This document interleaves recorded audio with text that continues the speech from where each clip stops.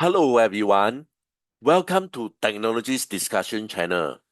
Today, I'd like to continue the discussion on power dividers and also directional coupler. For this video, I will still concentrate on the T-junction power divider. On my previous discussion, I actually used the reactance T-junction power divider, but for this video, I'm going to discuss the resistive T-junction power divider. So basically, this will be the objective of this video. Guys, if you're keen to know more about power dividers and also directional coupler, please take a look on the playlist under the description. Over there, you will be able to find a series of discussion on power divider and also directional coupler. This is my email. If you have any question regards on this discussion, please drop me an email. Or if not, if you want to have a faster response, you are always welcome to ask me your question through the comment. Before I continue, I'd like to urge you guys to help this channel by like this video. Guys, help me press the like button now. For those who are new to this channel, please consider to subscribe and turn on your notification bell. Once again, thank you so much for strong support. Earlier on, I have shown why three-port network cannot be matched, reciprocal, and lossless simultaneously. So I have done this discussion. I will put the video link under the description. So over that particular video, I have shared why three-port networks cannot be matched, reciprocal, and also lossless simultaneously. Let's understand what is actually matched. For example, for match condition, when I actually insert a incident wave, there should not be any reflected wave. If there is a reflected wave, then it won't be under the match condition. If there is no reflected wave, then this is what we call a match condition. Next, reciprocal. What is actually reciprocal? Reciprocal means that they are actually symmetric. Let's say this is 50 ohm. This must be also 50 ohm. So for port 3 also must be 50 ohm. So this is basically so-called the reciprocal. They actually will have the same impedance. Next, losses. I guess you know the meaning of losses, which means that, for example, I have 1 watt of power, to be shared among this port 2 and port 3, which means that this 1 watt I will distribute evenly to 0.5 to port 2 and 0.5 to port 3, which means that I do not have any loss. This is what we call the lossless. So for circular, for example, here, so they actually has the match condition. They also have the lossless condition, but they cannot be reciprocal. So basically this is for a circulator power divider. The earlier on discussion, which is the reactive T-junction here. So for this particular T-junction, which has a reactive part, as you can see from here, they could not be matched, but they could be reciprocal and also lossless. This video, I will concentrate on the resistive T-junction. As you can see that they basically has a so-called resistor. For this particular power divider, it could be matched, it could be reciprocal, but because of resistance, therefore they could not be lossless. They actually become lossy. We have Wilkinson, so-called power divider. So basically that will be my later on discussion. But over here, keep this in mind. We still have this Wilkinson power divider. But this video I will mainly concentrate on the resistive T-junction power divider. So if a three-port divider contain lossy component, because of the resistor, you know that anything that pass through the resistor, you do have some form of loss. For example, it can be heat loss, etc. So it can be designed to be matched at all port, which means that you won't have any reflection. When I actually put an incident wave, I will not have any reflection. Then with that, I can say that it could be matched at all port. Even though the two output port may not be isolated, which means that, for example, if I insert at port 2, it may reach port 3. So therefore, they are not so-called isolated. The circuit for such a divider can be implemented using lump element resistor, and unequal split, okay, which means that my power split into two parts, okay, which is minus 3 dB divider is shown here, okay, but unequal power division ratio are also possible. Okay, so later on I will show you another method, okay, so as to distribute unequal power with port 2 and port 3 accordingly. So over here you can see that for resistive power divider, you can have a match, you can have a reciprocal, but because of resistor, hence, okay, you will not have any so-called possible no lossless, okay, which means that it will be a lossy network here. Okay, the resistive divider can be easily analyzed using circuit theory. Okay, assume all ports are terminate with the characteristics impedance Z0. Okay, so basically what we do is we terminate, okay, all this Z0, okay, on all the unused port here. Okay, the impedance Z, okay, so basically the impedance Z, when I actually look inside here, okay, they will be like a Z03 in series with 50 ohm.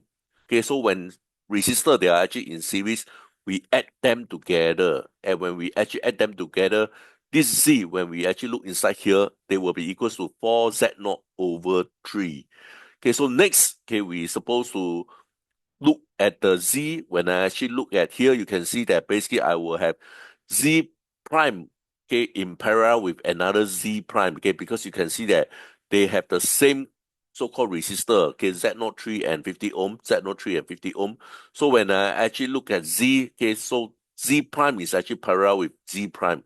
So therefore Z is actually equal to Z prime divided by 2 because they are actually all parallel together. So therefore this divided by 2, so therefore I get 2 over Z0 over 3 here. So next, okay, I need to find my Z in. Okay, so how to find my Z in? Okay, you can see that this will be equal to Z0 over 3 divided by Z. Since I already know my Z value, which is 2Z0 over 3, so I just need to add this Z0 over 3. So from here, I can see that this Z in will be equal to Z0, which means that they are actually matched. You can see from here, okay, because when I actually look inside here, it will be also having the Z node, so which means that they are actually matched. Okay, as you explained over here, which shows that the input is actually matched to the feed line. Okay, because the network is symmetric from all three port. Okay, because all the three port they are the same. So therefore, okay, the output port are all also matched. Thus, S11 equals to S22 equals to S3 will be all equals to 0. Okay, because when you actually look into this direction, or you look at port 2, or you will actually look at port 3, okay, you need to remove away all these terminate. They are actually exactly the same. So hence, because of this, okay, so they are so-called S11 and S22 and S33, they are all matched, and hence they are actually all equals to 0.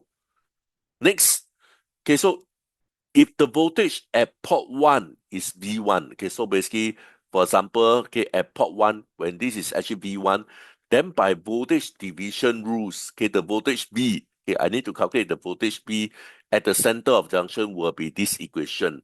Okay, so how to calculate voltage divider? Okay, so basically, if I want to know the voltage over here, this is the supply voltage, then I need to get the resistor value over here, which is 2Z0 over 3, right? If you still remember. So I also need to consider this so-called resistor. So basically for voltage divider rule, this is how we actually apply to find the voltage V. Okay, so in order to find the voltage V, this V1 can multiply by the voltage, okay, which is the Z here, the voltage Z here, which is 2Z0 over 3. And I also need to include this Z03, which is Z03 plus 2, the total, okay, of the resistor when I actually look into the Z here. So if I so-called simplify this equation here. For example, over here, this is Z0 over 3 plus 2Z0 over 3. This thing will give me 1Z0. So I cancel away the Z0. So therefore, I will actually leave this 2 over 3 V1 here, as you can see from here. So next, okay, and the output voltage are again by voltage divider rule. So now I need to find my V2 and V3. Okay, so let's say I want to find my V2. This will be my V. Okay, so in order to find my V2 is actually V multiplied by my resistor value, which is Z0. And then what I need to do is basically I also need to consider this Z0 over 3, okay, which is shown over here. So from here, I can easily compute here. Again, this is actually, what happened, this is actually 1. So basically will be equals to, this will be 3, this will be 3, 3Z. Sorry, this Z0 plus this will be 3 over 3. So this will be equals to 4Z0 over 3. Okay, so again, I need to reverse this because it's divided. So it becomes 3 over 4. The Z0 I will cancel each other. Then I will actually get this 3 over 4 V here.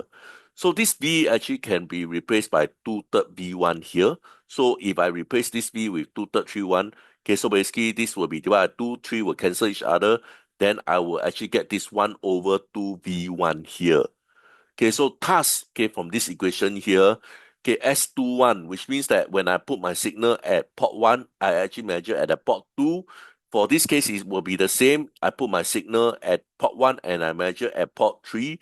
Okay, it will be equals to S23 will be equals to half, as you can see from here.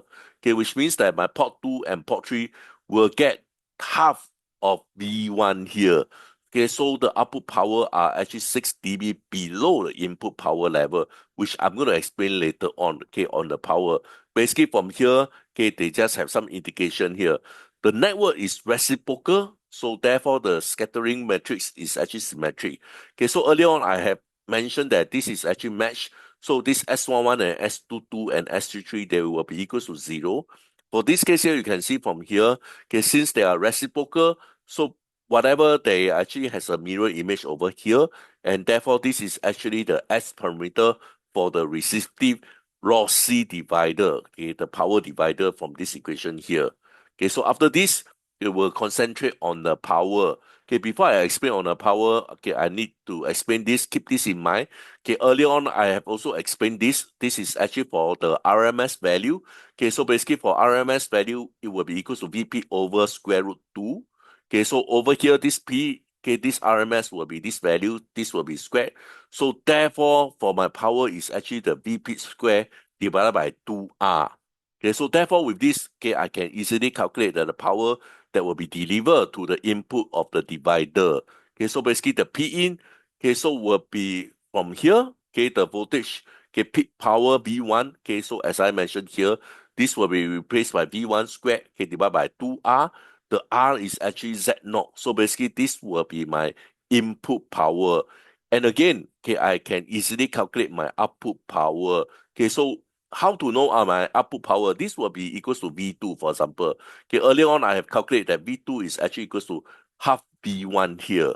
Okay, so therefore, this is actually half V1. So basically, this will be replacing the V2. And again, from here, I can easily compute that my P2 and P3, which will be equals to 1 over quarter P in. So with this, you can actually see that, okay, half of the supply power is actually dissipate in the resistor. Okay, so because P2 is 1 quarter, P3 is 1 quarter, so half of them actually disappeared. So therefore, okay, we anticipate that half of the power actually dissipate in the resistor. So therefore, this is actually not a lossless power divider. In fact, it is actually lossy because of the resistor. Okay, so before I continue, guys, I really need your help. Guys, help me by pressing the like button. When more guys actually help to press this like button, this video will have a better chances to reach out to a larger audience. So guys, help me press the like button now.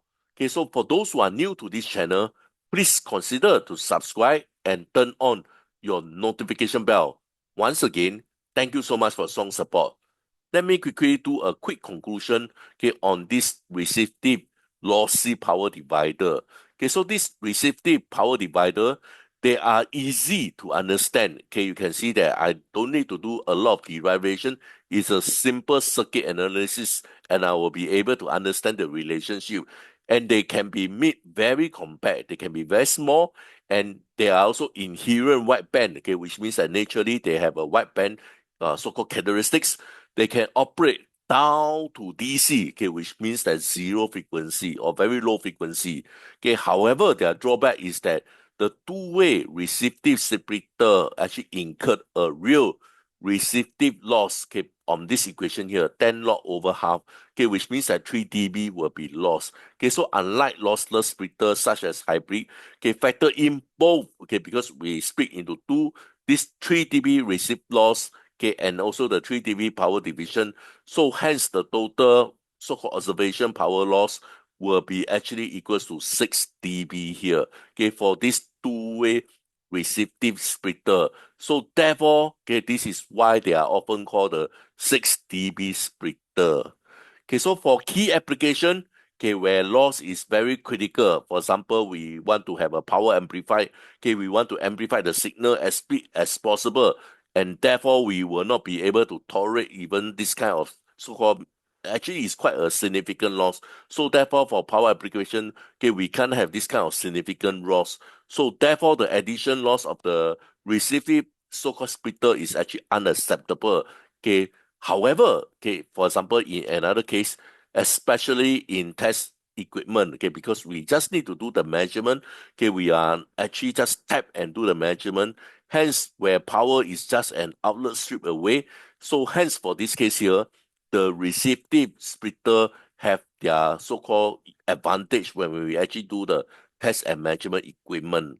Okay, so next, okay, in the two-way resistive divider, okay, as I showed earlier on, half of the power passing through is actually dissipated in the resistor. Okay, so it become a waste of power because actually half of them actually will be lost in the resistor. For example, okay, I have worked up this 1 watt signal at port 1. They will actually produce two, okay, a quarter watt signal at port 2 and port 3, which means that at port 2, I actually have this so-called a quarter, okay, of the power that is actually at port 1, and port 3 is also the same. I only have a quarter of power signal, okay, which is at port 1. So therefore, it's actually a 6 dB reduction. Okay, so due to the internal loss, okay, we must be very careful when we consider this power dissipation and the resistive power rating. Okay, while a lossless divider, okay, such as a rat race or branch line coupler, they can handle many watts. Okay, for this case here, even a very single, which means like 1 watt, they may actually burn up the resistive divider. Okay, another disadvantage is that none of the port are truly isolated from each other, which means that, for example, my input at port 1, okay, port 2 can actually disturb your port 3. So this is also another advantage. So, however, okay, if you need an unequal split, okay, so this example, you can see that I actually split the power equally. So, for example, if you want to have an unequal split, then we need to use this either the Owen or Adam splitter. Okay, so basically, when we actually want to have maximum isolation, then we will use the Owen splitter. When we actually use this Adam splitter, is because we want to have a higher efficiency. For this case here, we are actually using this Delta splitter, which they actually provide an equal split.